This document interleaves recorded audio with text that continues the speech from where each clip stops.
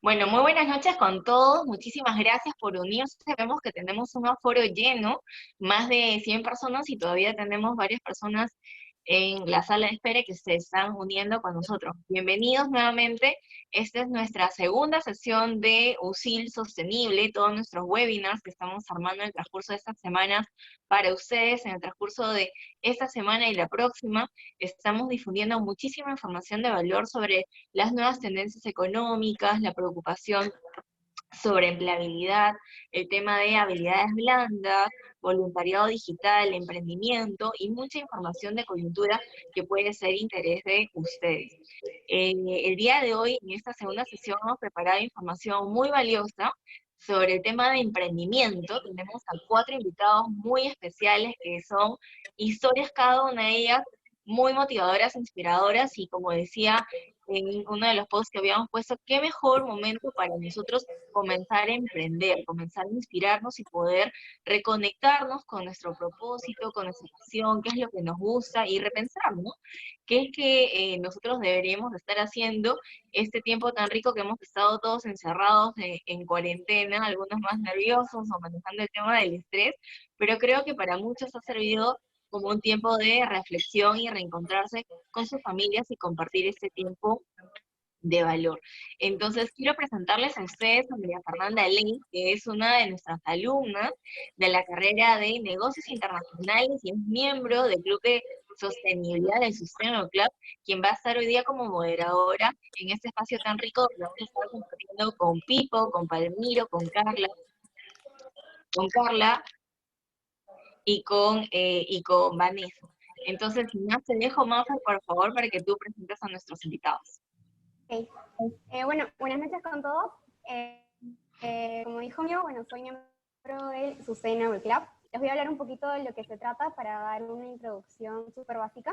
Es un espacio donde se propone y lideran actividades que aportan a la sostenibilidad de nuestro país con el objetivo de desarrollar las capacidades de liderazgo de los estudiantes. Este es impulsado por la Vicepresidencia de Sostenibilidad Corporativa, que para el grupo educativo UCI, la sostenibilidad es el compromiso tangible con el desarrollo sostenible del Perú y el mundo, a través de la implementación de un modelo de gestión integral que vela por el desempeño óptimo de los impactos sociales, ambientales y económicos de todas las operaciones, brindando un servicio educativo de calidad mediante la formación de ciudadanos responsables, éticos y empáticos, capaces de plantear soluciones sostenibles e innovadoras que generen bienestar para la sociedad.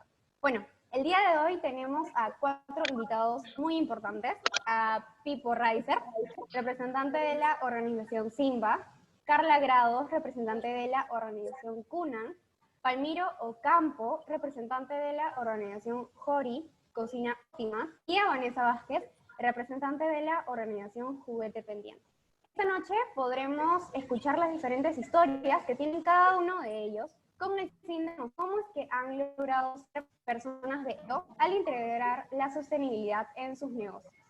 Bueno, damos inicio a esta reunión empezando con Vanessa Vázquez. Ella es publicista, voluntaria, speaker, influencer social y nómade digital. Es directora de las asociaciones civiles Donante Pendiente y Juguete Pendiente. Es representante país de iniciativas como el Banco de Ropa del Perú, Café Pendiente y Un Día para Dar. Posicionó sus asociaciones civiles dentro de las más reconocidas del país e implementando programas de responsabilidad social para distintas y colegios. Muy buenas noches, Vanessa. ¿Podrías empezar contándonos tu historia y la relación que tienes con el mundo social? Sí, hola, ¿qué tal? Ante todo, para mí es un honor que la universidad en la cual estudié me invite para estar hoy en una charla de emprendimiento. Y también es muy curioso que siempre doy charlas de emprendimiento cuando Juguete Pendiente es una asociación civil sin fines de lucro, pero me encanta que la pongan en el rubro emprendimiento, porque eso quiere decir que nosotros estamos marcando la diferencia y haciendo muchos temas de sostenibilidad. Juguete Pendiente nace a raíz de una enfermedad. Yo en el 2013 tuve un año bastante complicado. Fue un año en donde pasaron muchas cosas en mi vida que marcaron lo que es un antes y un después. Y Como para resumirlo un poco, bueno, yo estudié arte y diseño gráfico en la USIL, tengo un posgrado en marketing y una maestría en economía social e innovación. Y a los 33 años, hace 7 años atrás, estaba un poco indecisa de qué hacer con mi vida. Entonces me enrumbo a un viaje para ver qué hacer, tipo Eat, Pray and Love, que es una película súper conocida. Y en este viaje, que supuestamente iba a ser un viaje de diversión, contraigo una enfermedad que se llama septicemia, la cual es una infección generalizada a la sangre. Y me dicen de que estaba desahuciada, que me quedaban 48 horas de vida. Y ante esa noticia tan rara, porque eso no es una noticia que le dan a cualquiera, yo decidí aferrarme a la vida y sobrepasar y sobrellevar esta enfermedad lo más pronto posible para poder volver a hacer lo que sí antes. De hecho, fueron meses bastante duros en donde los cuales yo tuve que repensar mucho qué hacer y abandoné mi carrera de publicista para dedicarme a trabajar en todo lo que era el tema de ONGs. Es así como en el 2013 yo decido darle un vuelco a todo lo que hacía antes. Sentía de que yo vendía consumo innecesario por la categoría en la cual yo trabajaba. Yo sentía que vendía un consumo innecesario y que yo tenía que generar valor en cada cosa que haga y dejar una trascendencia en todos mis actos. Entonces me traigo una iniciativa que se llamaba Café Pendiente, y Café Pendiente lo que buscaba era afiliar a restaurantes, cafeterías y bares para que los comensales dejaran alimentos prepagados y esos alimentos luego sean entregados a personas en situación de calle. De hecho, era una iniciativa súper rara porque nosotros no estamos muy acostumbrados, y hablando de 7 años atrás, no éramos un país tan solidario como ahora. Entonces, de hecho, a mí para esto en el rubro cocina no me conocía nadie, yo tampoco conocía a nadie, pero bastantes lugares nos permitieron implementar el café pendiente y funcionó bastante bien. En toda esta coyuntura de la implementación de esta iniciativa, ¿qué ocurre? Nos dimos cuenta que el café era un paliativo, pero nosotros no veíamos más allá de lo que pasaba con estas personas a las cuales nosotros beneficiábamos. Entonces decidimos crear Juguete Pendiente como una plataforma de ayuda, y nada más. Era una plataforma de ayuda, una iniciativa de amigos que lo que buscábamos era ir y divertirnos, pasarla bien, ayudando. Empezamos en la Fundación Peruana de Cáncer asistiendo a niños oncológicos y personas adultas oncológicas, y durante todo el 2014 aprendimos todo lo que es el cuidado de un paciente. Es así como Juguete empieza con el pie derecho en todo el tema hospitalario, porque nos capacitamos sumamente bien para poder saber cómo atender a personas que estaban en este tipo de vulnerabilidad. Entonces creamos un programa que se llamaba Programa de Voluntariado Hospitalario, que se empezó a desarrollar en el Instituto Nacional de Salud del Niño, el cual buscaba acompañar a las familias y contenerlas. Y el acompañamiento no era un acompañamiento de darles cosas, era un acompañamiento de escucha, un acompañamiento de contención, un acompañamiento de diversión, para que las horas en las cuales nosotros estemos con estas familias sean las horas más felices de la semana. Luego nos dimos cuenta de que también era muy importante el tema de innovar en el voluntariado, porque siempre generalmente, ¿qué haces? Vas, entregas cosas y te vas, ¿no es cierto? Pero ¿qué pasa con la persona? ¿Qué pasa con la conexión que haces con el beneficiado? ¿Qué pasa con conocer dónde estás? Conocer un poco de esta realidad y de esta burbuja que es la Lima que no conoce mucha gente, ¿no? Porque, claro, todo el mundo habla de una Lima metropolitana y de una Lima periférica, pero todos somos Lima y todos al final somos un país. Entonces nos empezamos a traer distintas iniciativas de fuera. De hecho, nos trajimos una que se llama The Street Store, que fue bastante conocida, en donde nosotros le dimos este twist local para poder implementar una especie de tienda ambulante y poder darle a las personas ropa. Pero no era darle a las personas simplemente la ropa que a nosotros nos llegara. Esta ropa era escogida, arreglada en caso estuviera, por ejemplo, con un huequito la arreglábamos, las lavábamos, las empaquetábamos con muchísimo amor, y luego las personas podían escoger esta ropa. Es decir, nosotros no es que hacíamos las bolsas y se las entregábamos y si te quedaba bien y si no, no. Nosotros nos tomamos todo el tiempo de armar esta tienda para que la persona tenga este proceso de lo que era una compra. Eso fue uno de los primeros como grandes pasos de Juguete, porque le dábamos la oportunidad de elegir a las personas. Eran personas que no estaban acostumbradas a poder tener una voz ante las ONGs, y nosotros le dimos esa voz. Esta pequeña acción nos llevó a que empecemos a viajar. Y una vez que empezamos a viajar, empezamos a llevar ayuda para los famosos friajes. Aunque el friaje es una palabra que está mal utilizada porque el friaje ocurre en la parte que es la selva del país y la helada ocurre en la parte sur y costa, ¿no? Entonces empezamos a viajar alrededor de 50 y 60 voluntarios en una articulación maravillosa con las empresas para poder llevar estas tiendas ambulantes y poder abrigar a las personas, pero siempre pensando en la necesidad. Es decir, nosotros sí nos tomamos, y ese creo que es un gran diferencial, en donde tú pasas de la filantropía hacia la sostenibilidad. Y el diferencial que nosotros tenemos es que sí nos tomamos el tiempo de saber a dónde vamos, hacemos mucho viaje de scouting, conversamos con la gente, nos acercamos, tratamos de hasta tener un poco de vivencias con ellos para saber exactamente qué los necesitan. Entonces todo funcionaba de maravilla hasta ese momento y seguíamos siendo una iniciativa grande de amigos que hacían cosas. Hasta que en el 2017 aparece el fenómeno del niño, el cual viene a revolucionar absolutamente todo. Creo que el fenómeno del niño revolucionó todo lo que yo antes conocía como ayuda social. Enfrentarte a una catástrofe nacional, donde se empezaban a activar quebradas todos los días, donde la gente empezaba a morir, donde las casas se empezaban a destruir, donde pasabas de tener todo a no tener nada, era algo que nos tocó muchísimo el corazón. Y decidimos formalizar Juguete Pendiente, hacer de Juguete Pendiente ya una asociación civil sin fines de lucro y empezar a hacer proyectos de sostenibilidad con estas personas, las cuales habían sido víctimas del fenómeno del niño. Lo primero que hicimos fue la articulación de primeros auxilios, que es muy distinta a la articulación de segundos auxilios. ¿Qué pasa cuando ocurre una emergencia? Cuando ocurre una emergencia, tú lo que haces es, das lo primero que tienes, ¿no? Alimentos, ropa, medicinas, útiles de aseo. Y barrimos todos los sitios en donde ocurrió el fenómeno del niño y fue un trabajo que hasta el día de hoy seguimos haciendo. Y pudimos lograr ayudar a miles de personas y darles contención y darles apoyo y decirles, no estás solo, acá estamos nosotros. Para luego pasar a la segunda fase, que es la fase que seguimos haciendo, que es la de segundos auxilios, la cual consta en reconstruir las comunidades, en reconstruir casas, en tratar de agarrar y hacer que los negocios vuelvan a crecer. Entonces todo eso es un trabajo de muchos años que nos va a seguir tomando mucho tiempo y en lo cual seguimos, como les comentaba.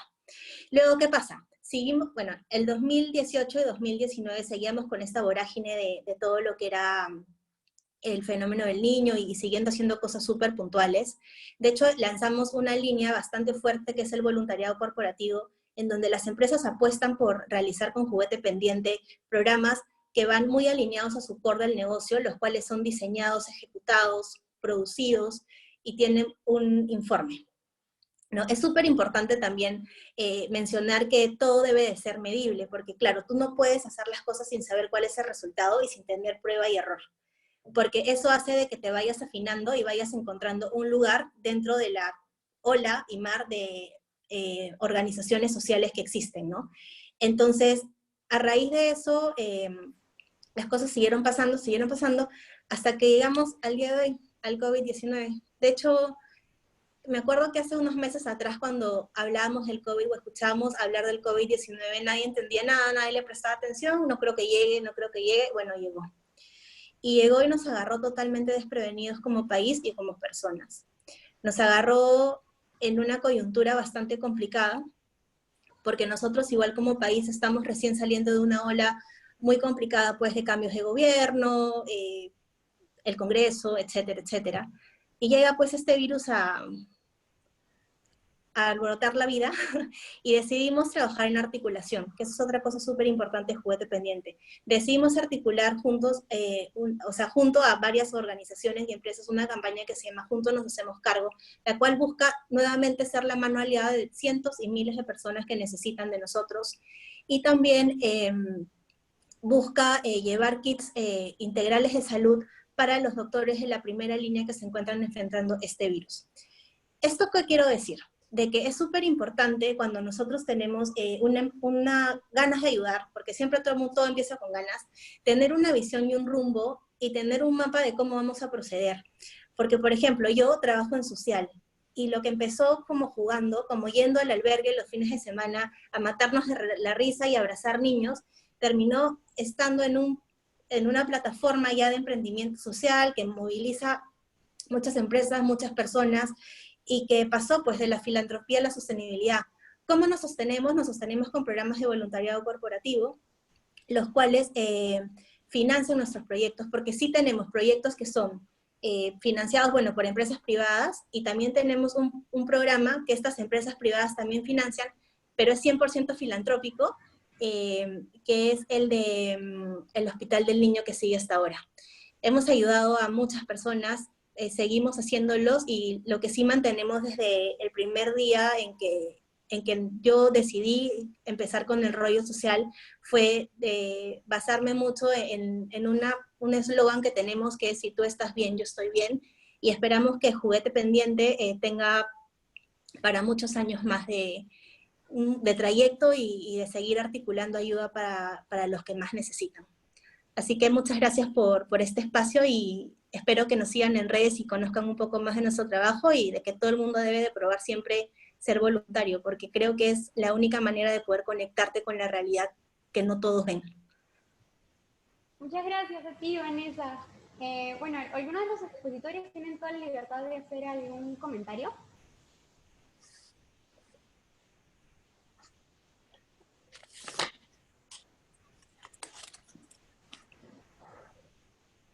Ok, bueno, recuerdo al grupo que pueden ir dejando sus preguntitas en el chat del Zoom para luego ir respondiéndolas en la ronda de preguntas. Continuamos con Palmiro Ocampo. Bueno, él es un chef peruano, ha trabajado en importantes restaurantes alrededor del mundo, en Copenhague, París, Barcelona, Chile, Argentina y México. Es miembro de la Academia Culinaria de Francia.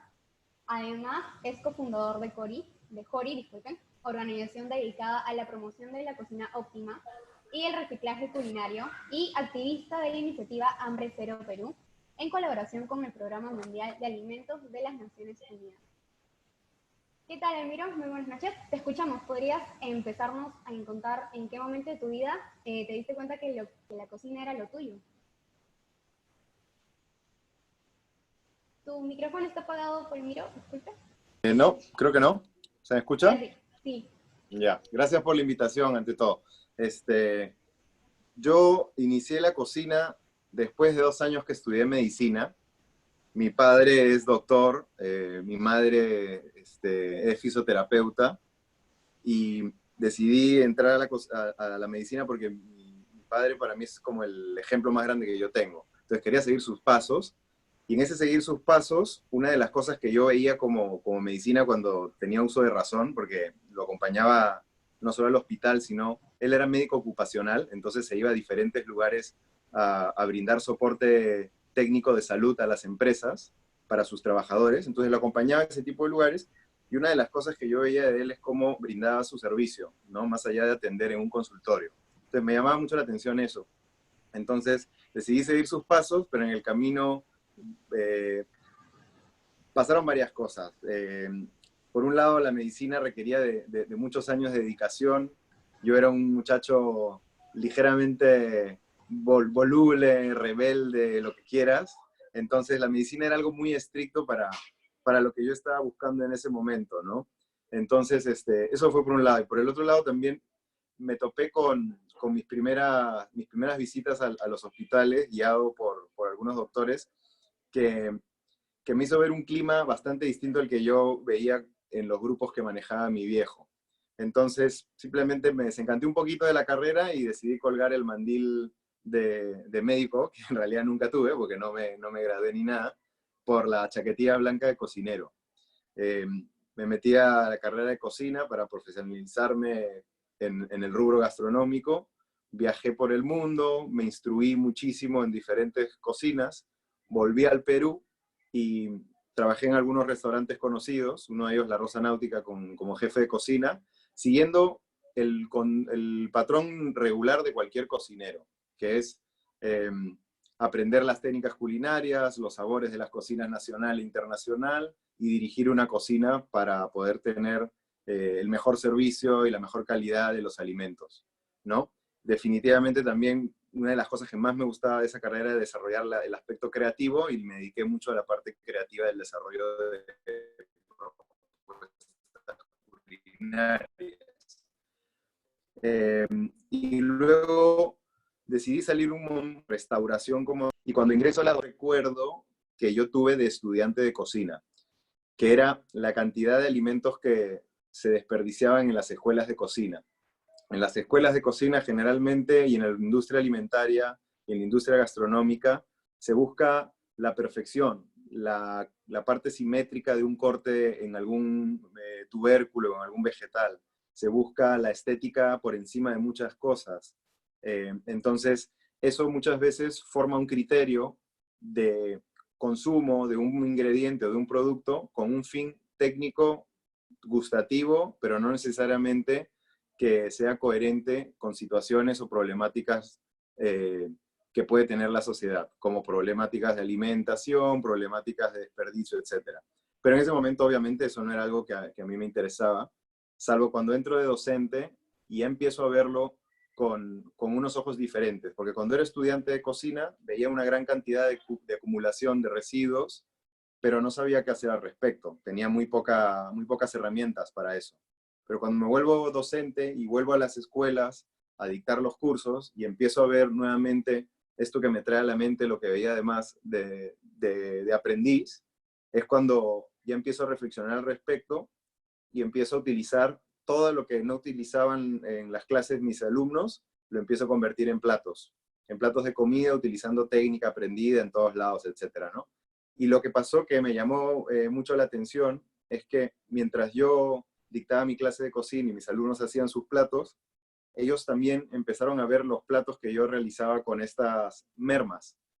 Y muchas veces ellos me decían que incluso muchos de los platos que ellos probaban de, por ejemplo, un curso de cocina peruana, un curso de cocina española, resultaban ser incluso más llamativos, interesantes y en algunos casos hasta agradables y deliciosos los platos hechos con lo que ellos ya consideraban un residuo. Entonces, hasta ese momento solamente era ir un poquito en búsqueda de hacer algo diferente, creativo, y simplemente me hacía pensar en que estaba yo desarrollando algo novedoso, ¿no? Y que era algo para mí como un desarrollo de trabajo de cocinero.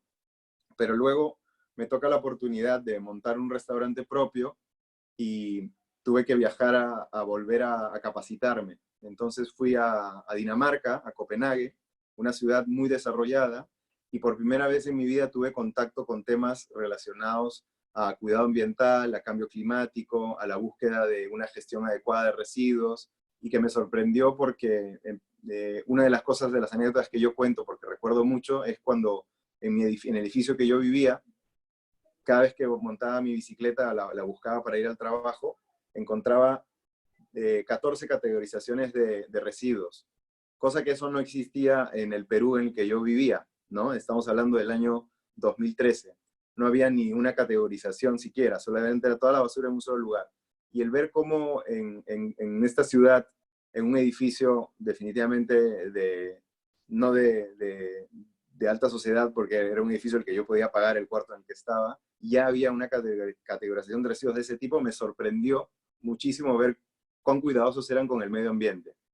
Entonces esto me hizo reflexionar y meterme más en ese tema, en ese mundo de recordar el uso de los desperdicios, y en ese sentido empecé a sumar la idea del uso de desperdicios en cocina con una idea de sostenibilidad y me metí al mundo del plano ecologista, sin saberlo, resbalando de cazuela.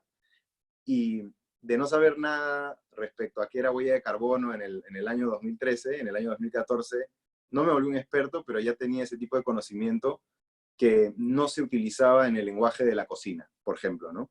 Entonces, vuelvo al Perú y decido montar el restaurante con un concepto similar al que ya manejaba en las escuelas de cocina, pero al final me di cuenta que solamente estaba haciendo una cocina que rascaba la superficie y que no llegaba más que a las personas que podían ir a comer a un restaurante. Entonces me di cuenta que si estaba utilizando los ingredientes de una manera donde utilizaba el producto casi el 100%, esto significaba que se podía cocinar más con un ingrediente que originalmente se cocinaba a un cierto rendimiento. Entonces ahí fue que me di cuenta que esto era una oportunidad para llevar ese tipo de conocimiento a las personas que más lo necesitaban o que más utilidad le podían dar. Y empecé a investigar y caí en cuenta de que el Perú definitivamente es un país que lidera lidera la gastronomía y que es muy famoso por su cocina, pero que también tenía una gran cantidad de personas que no tenían acceso a la alimentación. Entonces, esto me hizo pensar que para ser líderes gastronómicos necesitábamos también tener coherencia con el sentido de poder alimentar a toda nuestra población. Entonces, así fue que empezó este sueño de la cocina óptima, que antes en algún momento le llamamos reciclaje culinario, porque pensábamos que estábamos reciclando las partes de los alimentos que no se utilizaban.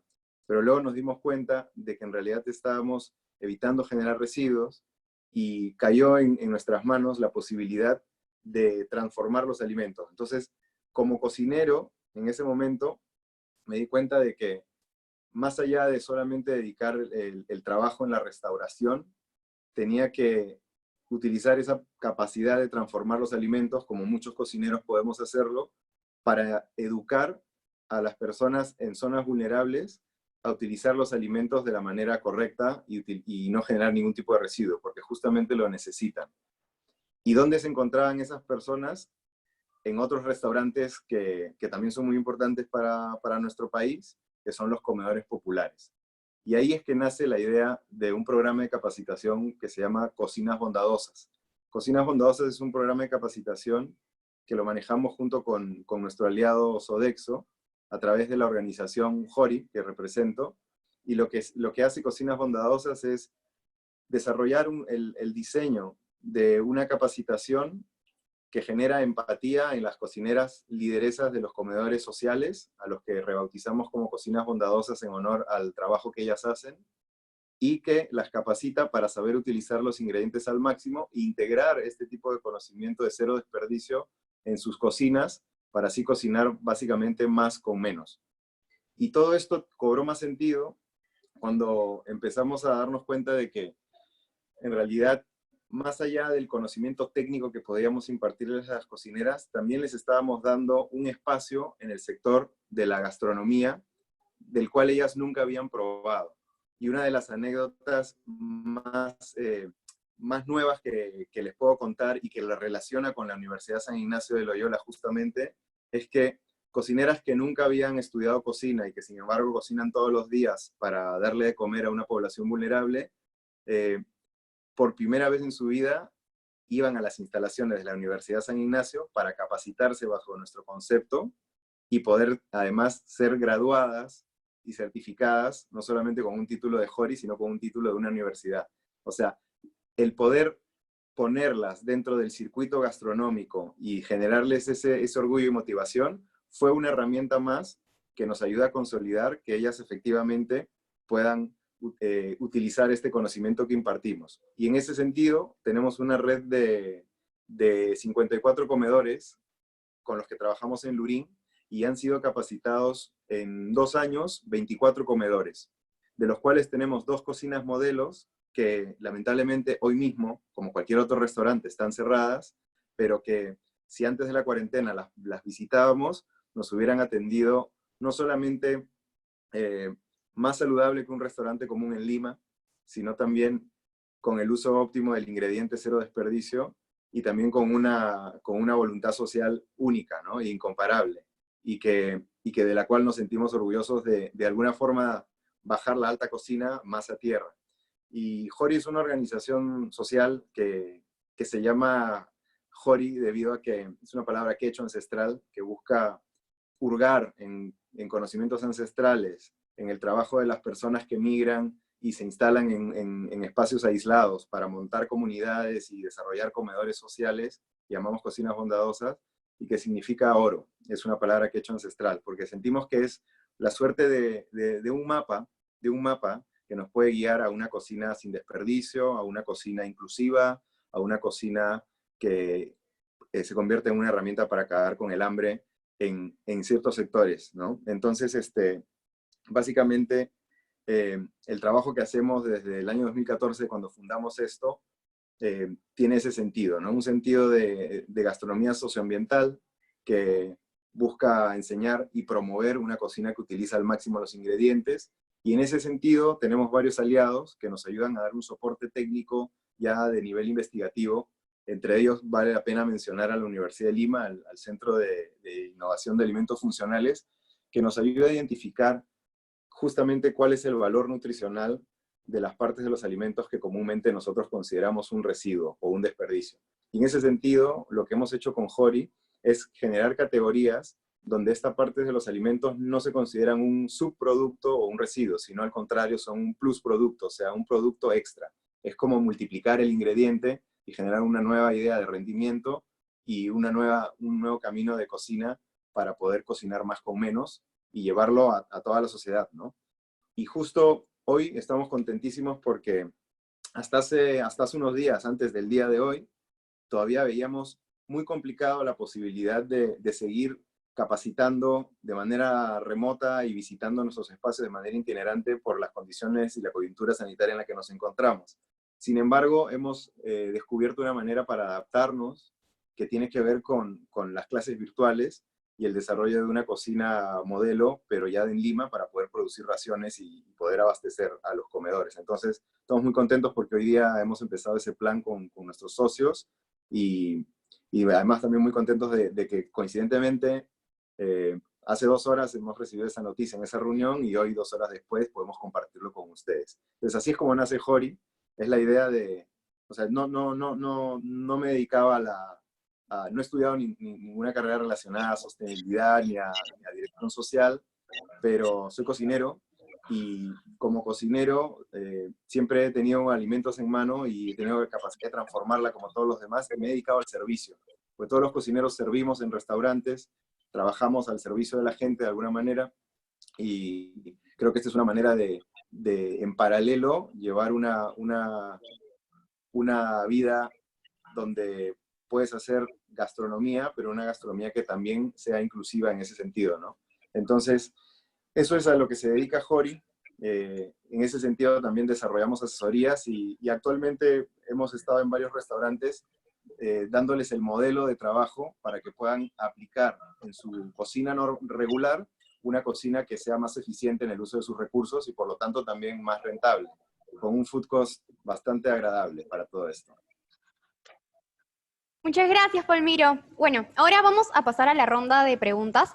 Vamos a empezar con Vanessa. Aquí preguntan, ¿cómo se puede ser voluntario en Juguete Pendiente?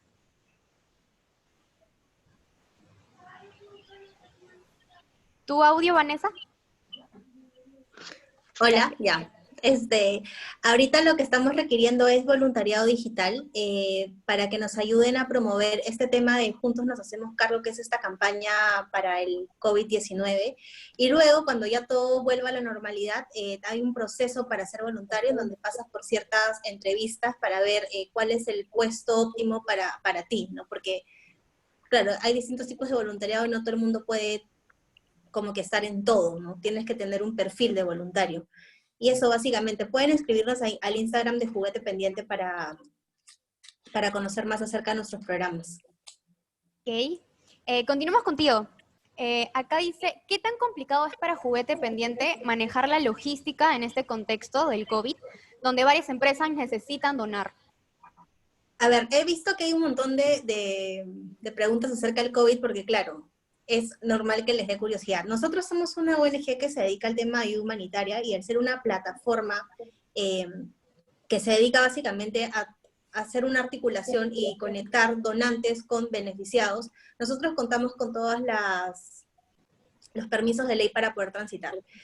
¿Qué ocurre? Lo que sí ocurre es que nuestra mano de obra se ha visto disminuida. Si antes salíamos 60 voluntarios, ahora somos 5.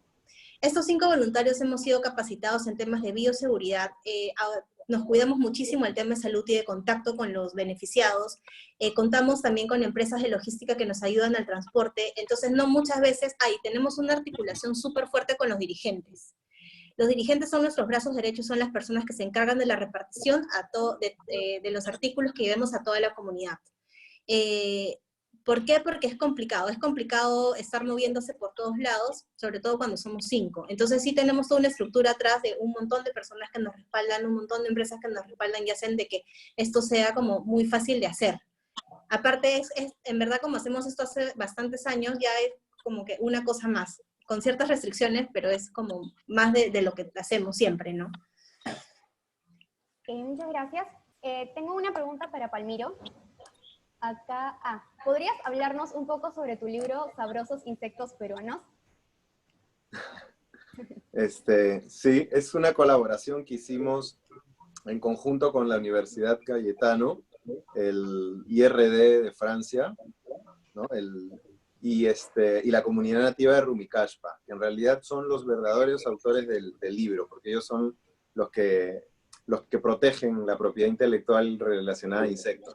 Este es el primer libro de insectos comestibles que se aborda desde la gastronomía en América Latina. Nos sentimos muy contentos de haber tomado esa iniciativa. Es un libro que es muy práctico y que básicamente abre las puertas hacia el mundo de la alimentación con insectos, la entomofagia, y que habla sobre que en el Perú, así como en México, también tenemos una cultura ancestral que estaba relacionada al consumo de insectos, ¿no? Entonces, una de las cosas que nos hizo abordar el tema es ver cómo se había generado en México, en base a ese patrimonio ancestral, un modelo de negocio económico importante en relación a la entomofagia. Los encuentras los insectos importados, los encuentras en aeropuertos. Entonces, nosotros pensábamos que si el Perú también tenía ese recurso ancestral dentro de su cultura, también debía ser expuesto, ¿no? Y específicamente el libro investiga 2 insectos. Menciona algunos conocidos peruanos, pero habla de 2 en particular. Uno de crianza, que es el Tenebrio molitor, es, en otras palabras, el gusanito del arroz, y el otro, que es de origen silvestre, que es el curo, o Pachymerum nucleorum, que es una larva que está dentro de la fruta chapaja, que es de la palmera chapaja, en la comunidad de Rumicashpa. Evalúa el valor nutricional, evalúa un poco el aspecto cultural y el origen histórico, y también propone algunas recetas muy prácticas y otras un poquito más innovadoras. Digamos que es la puerta para hablar y iniciar el diálogo en el Perú sobre la gastronomía con insectos, con la finalidad de generar una red turística con la comunidad de Rumicashpa para que no solamente exploten sus recursos frutales, vegetales, sino también esas costumbres para que los turistas también se sientan atraídos por ello, ¿no? Y tenemos comentarios en el libro de cocineros muy importantes, como Virgilio Martínez, específicamente para nuestro libro, y como René Redzepi del restaurante Noma, que es una de las personas que a mí me abrió el tema respecto a los insectos, porque la primera vez que vi insectos comestibles fue en ese restaurante. Entonces eso me llamó la atención, y es un libro, además, chicos, que se distribuye de manera gratuita en la librería Babel de nuestro crítico gastronómico Javier Macías. Ok, muchas gracias, Palmiro. Continuamos contigo. Dicen, ¿cómo podemos aplicar cocina óptima desde casa? A ver, la cocina óptima es un nombre, o sea, lo hemos conceptualizado de esa manera, pero si se ponen a pensar en casa, en las generaciones anteriores, como nuestros padres, nuestras abuelas, siempre han buscado cocinar sacando el mejor provecho de sus alimentos y utilizando al máximo porque no les gustaba generar ningún tipo de residuo. Entonces, si nuestras madres, nuestras abuelas, que no están instruidas en técnicas culinarias como muchos cocineros profesionales, pueden realizar este tipo de metodología o han podido hacerlo, la mejor manera o el mejor consejo que les puedo dar es empezar a probar y ver el ingrediente no como un todo, sino como todas sus partes. Es como si pensamos en una paleta de color. Hoy día me hicieron una pregunta también en relación al sabor. Bueno, nosotros tenemos un dicho, comer para creer, porque es difícil llegar a un comedor social y decirle a las personas de bajos recursos que van a comer para ellos todavía en esa forma de pensar, en ese criterio, un residuo. Entonces, la manera en que nosotros la sacamos de ese tabú es haciendo la técnica, enseñándola a prepararlo y por supuesto dándoselas de comer. Y luego explicarles el valor nutricional que hay detrás de ello con nuestro equipo de nutricionistas. Entonces lo que yo recomiendo es empezar a probar sin miedo, pero obviamente ser nosotros los mismos conejillos de Indias, porque hay una línea muy delgada entre el fracaso y el éxito en este tipo de cocina, porque estamos hablando de utilizar partes nada convencionales en gastronomía. Por lo tanto, si lo realizamos mal y damos de probar algo que está mal, efectivamente vamos a pensar que estamos comiendo un residuo. Entonces, antes de ponerlo a prueba con más personas, prueben ustedes mismos y cuando estén listos para dárselo a comer a alguien más y sepan que eso está espectacular, ya empiecen a usar a otros conejillos de Indias, ¿no? Muchas de estas técnicas las compartimos desde nuestro Instagram en Hori, y la verdad es que ahorita estamos en un rediseño con Hori, y yo personalmente desde mi Instagram estoy compartiendo varias cosas básicas, muy simples, desde cómo identificar una parte de un ingrediente en crudo y cómo transformarla en algo cocido. Cosas sencillísimas, fáciles de hacer en casa, que de verdad creo que en menos de un minuto te puedo describir una forma muy sencilla, que es que cuando hagan el puré de papa, o la causa, o la papa que van a poner dentro de un locro o alguna otra preparación, la sancochan previamente normalmente y la pelan. Eso que pelan no lo boten, no lo tiren. Esas cáscaras que quedan, a veces con un poco de pulpa de papa ahí, déjenlas en una bandeja estirada a secar a temperatura ambiente. No requieren ninguna técnica de cocción ahí todavía. Y luego simplemente las pueden pasar en un poquito de aceite en la sartén o freír y van a tener un snack de piel de papa exquisito, porque en la piel de papa se encuentran todos los minerales y todos los nutrientes que han absorbido en el tiempo, ¿no? Entonces es un ejemplo práctico. Así se empieza a hacer cocina óptima, que no ve discriminación en ninguna parte del ingrediente. Okay, muchas gracias, Palmiro. Bueno, comenzamos este segundo bloque con Carlas Grados y recordar que al final también vamos a seguir respondiendo sus preguntas. Bueno, les voy a hablar sobre un poquito desde Carla Grados. Ella es directora general de CUNAN, plataforma de emprendimiento social. Tiene experiencia como líder de proyectos de innovación y emprendimiento social que afrontan retos ambientales, conferencista en eventos relacionados con la innovación social en Argentina, Bolivia, Estados Unidos, México y Perú. Licenciada en Administración y tiene un diplomado en Gestión Estratégica de la Responsabilidad Social Empresarial. Buenas noches, Carla. ¿Podrías empezar contándonos en qué momento de tu vida te diste cuenta que el impacto social y ambiental tenía relación con el mundo de los negocios? Bueno, primero, muchas gracias, Mafer, y gracias a Auxil Sostenible por invitarme a ser parte de este espacio y escuchar hasta ahora las historias de Vanessa y Palmiro que me han encantado. Voy a empezar a hacer snacks de cáscara de papa. No sabía que se podía hacer eso. A ver, ¿cuándo me di cuenta que podía vincular el mundo de los negocios con la sostenibilidad? En realidad, cuando yo estaba en el colegio, a mí me gustaba muchísimo temas de desarrollo. Estaba metiendo un montón de proyectos de desarrollo social, de asistencia frente a emergencias. En el terremoto del 2007 yo justo estaba saliendo del colegio y me acuerdo que había un proyecto de apoyo en Pisco donde yo me inscribí, o sea, siempre estaba muy involucrada en esas cosas, pero tenía la tendencia, que ahora ya no soy tan fan de esa tendencia de ser muy competitiva. Y si bien me encantaba el desarrollo, yo quería estudiar una carrera que yo sentía en ese momento que podía ser competitiva. Y postulé a un par de universidades fuera de Perú, porque yo creía que, digamos, era lo que tenía que hacer, y postulé a Ciencias Políticas y Desarrollo Internacional, y no entré. Y como me quedé en Perú, dije, bueno, voy a buscar una carrera que yo considere que es una herramienta potente para ser competitiva en el mercado, ¿no? Y me metí a Administración. Bueno, odié la carrera. O sea, todo el primer año de la carrera me dedicaba a dibujar, a mí me encanta dibujar, pintar, salir con mis amigos, realmente no le encontraba mucho sentido y sabía que entre poco me iba a tocar practicar, ponerme, ¿no? Traje sastre, no sé, traje de oficina con 19 años, entrar a trabajar cuando yo sentía que tenía que estar en el campo, no sé, yo soñaba en ser reportera de National Geographic, ¿no? Pongamos, o trabajar en Naciones Unidas, qué sé yo, o en el campo. Entonces como que no encontraba un vínculo entre el mundo del desarrollo, súper apasionado, idealista, etcétera, y el mundo de los negocios, ¿no? Objetivo, estructurado, analítico, muchas veces averso al riesgo, sin pensar en el mundo de las startups, que no estaba tan de moda, ¿no? Ahí. y medio que entré en trompo, ¿no? O sea, ¿qué hago acá? ¿Qué hago en esta carrera? Estoy a punto de cambiarme a arte como radicalmente, pero al final me metí un par de grupos. Uno de los grupos a los que me metí era Convergencia, que era un grupo de jóvenes que buscaba generar concientización sobre la coyuntura política actual.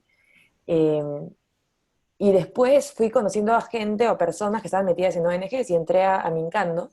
Estuve como 3 años en Mincando y me tocó ser la encargada de fundraising, de levantar fondos de Mincando. Y pucha, o sea, ya lo dijo Vanessa, ¿no? Perú no es un país naturalmente filantrópico, ahora tal vez es un poco más, pero es un país que por naturaleza es más reactivo, o sea, cuando hay una emergencia, la población reacciona y quiere ayudar. Pero si no hay una emergencia, no es un país que sea naturalmente filantrópico. De hecho, es muy difícil levantar fondos de donaciones y internacionales también, porque ahora somos un país de renta media, ¿no? Entonces, me costaba muchísimo levantar fondos para Mincando, y de ahí entré en razón y dije, oye, estoy estudiando negocios, estoy estudiando administración, ¿por qué estoy pidiendo plata en vez de pensar en darle un modelo de negocio a esta ONG? Ahora, esa ONG en particular ya tenía un flujo de donaciones más o menos instaurado, no era necesario darle un modelo de negocio exactamente, pero ahí es donde empecé a jugar con la idea de este concepto de emprendimiento social sin saber que existía un nombre, que existía ya un movimiento global que no era fuerte en Perú todavía, eran del 2009 por ahí, o 2008, y, y sentí en ese momento que la única forma de hacer o lograr que los negocios sean agentes de cambio y puedan generar este desarrollo era trabajando con el Estado, ¿no? El negocio por naturaleza es mucho más eficiente, tiene procesos más rápidos que el aparato estatal, y dije, ok, si los negocios trabajan bajo los objetivos del Estado de desarrollo social y ambiental, entonces se podría lograr eso. Y me metí mucho en el mundo público-privado, ¿no? La gestión público-privada. Y viajé bastante por ese tema, hasta que en Argentina, eh, por cuestiones personales, pero también profesionales, terminé viviendo en Argentina un tiempo y conocí a una empresa social. Conocí Arbusta, que es una empresa social que está en Argentina, en Uruguay y ahora en Colombia, cuando recién estaban naciendo, y vi estos dos mundos unirse, el mundo del desarrollo con el mundo de los negocios. Esta antítesis en realidad, porque cuando tú hablas de desarrollo no piensas en la empresa, o cuando piensas en la empresa no piensas en desarrollo social necesariamente, pero las empresas sociales unían estos dos conceptos, ¿no? Y ahí dije, ah, me enamoré, ¿no? Esto es lo mío, esto es lo que quiero hacer, no sé cómo lo voy a hacer, pero lo voy a hacer. Regresé a Perú, estuve trabajando un tiempo en Intercorp, en el mundo corporativo, y si bien trabajaba en temas de desarrollo dentro del mundo corporativo, en asociaciones público-privadas, eh, no quería ser parte de este aparato grande, sino quería ser parte del movimiento de los emprendedores. Y yo no empecé con nada, o sea, si bien estoy a cargo de Cunan y soy socio, cofundadora, no sé, esas palabras de Reciclando y de Proa, en realidad en ningún caso fueron mis ideas. Yo, como siempre digo, no creé nada, me sumé a todo. Y, y en el caso antes de Reciclando, antes de Proa, mucho antes de Cunan, se dio la oportunidad de que traigamos un programa suizo de emprendimiento social a Perú. Y justo iba a ser en Bolivia, y faltaba una semana o no sé, por ahí para que sea. Quise comprar mi pasaje a Bolivia, no había, así que me fui por la frontera en Desaguadero, que fue toda una experiencia. Llegué a las 6:30 de la tarde a la frontera y resulta que la frontera cerraba a las 6 de la tarde. No sabía, así que me metí ilegal a Bolivia. Pero bueno, no pasó nada. Y conocí este programa de emprendimiento y se dio la oportunidad de traerlo a Perú. Cuando vi que funcionaba, renuncié por completo a Intercorp. De ahí entré a trabajar a Perú 2021, que para los que no lo conocen es una asociación que tiene más de 20 años, que promueve la sostenibilidad dentro del sector privado. Es un articulador, impulsa la sostenibilidad del sector privado, con una red de empresas. De hecho, la UCIL es parte de esta red de organizaciones.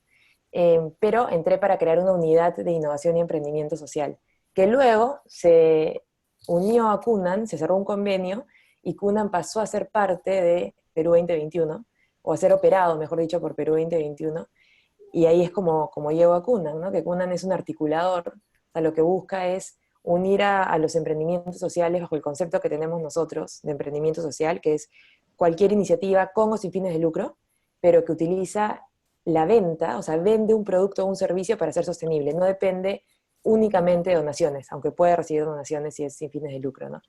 ¿Por qué? Porque es una fuente de ingreso un poco más estable frente a una donación que no siempre es estable en todos los escenarios, ¿no? Y bueno, desde este concepto del emprendimiento social, Cuna lo que busca es ser como un hijo no